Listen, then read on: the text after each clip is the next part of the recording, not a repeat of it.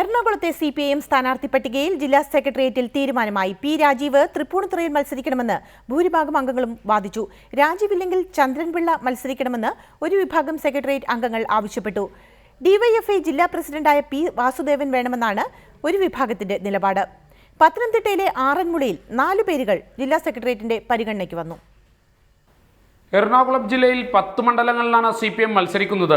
ഇതിൽ 8 മണ്ഡലങ്ങളിലെ സ്ഥാനാർത്ഥികളുടെ അന്തിമ പട്ടിക ജില്ലാ സെക്രട്ടേറിയറ്റ് തയ്യാറാക്കി. Vypin S Sharma, Kochi KJ Maxi, Aluva V Saleem, Thrikkakara Sebastian Paul, Kunnathunad advocate Shaiji Shivaji, Piravom MJ Jacob, Perumbavoor Saju Paul, Ernakulam M Anilkumar എന്നിവരാണ് അന്തിമ പട്ടികയിലുള്ളത്. എന്നാൽ തൃപ്പൂണിത്തുറയിലെയും കളമശ്ശേരിയിലെയും സ്ഥാനാർത്ഥികളെ തീരുമാനിക്കാൻ ജില്ലാ സെക്രട്ടേറിയറ്റിന് കഴിഞ്ഞില്ല. തൃപ്പൂണിത്തുറയിൽ P രാജീവ് തന്നെ മത്സരിക്കണമെന്ന് ജില്ലാ സെക്രട്ടേറിയറ്റിൽ ഭൂരിപക്ഷം അംഗങ്ങളും ആവശ്യപ്പെട്ടു. കളമശ്ശേരിയിൽ MA യൂസഫ്, സക്കീർ ഹുസൈൻ എന്നിവരാണ് അന്തിമ പട്ടികയിലുള്ളത്. തൃപ്പൂണിത്തുറയിലെയും കളമശ്ശേരിയിലെയും സ്ഥാനാർത്ഥികളെ തീരുമാനിക്കുന്നത് സംസ്ഥാന സെക്രട്ടേറിയറ്റിന് വിട്ടു നൽകാനും ജില്ലാ സെക്രട്ടേറിയറ്റിൽ ധാരണയായി. അതേസമയം ആറന്മുളയിലെ സ്ഥാനാർത്ഥിയെ തീരുമാനിക്കാൻ CPM പത്തനംതിട്ട ജില്ലാ കമ്മിറ്റിക്ക് കഴിഞ്ഞിട്ടില്ല. റിപ്പോർട്ടർ, കൊച്ചി, പത്തനംതിട്ട.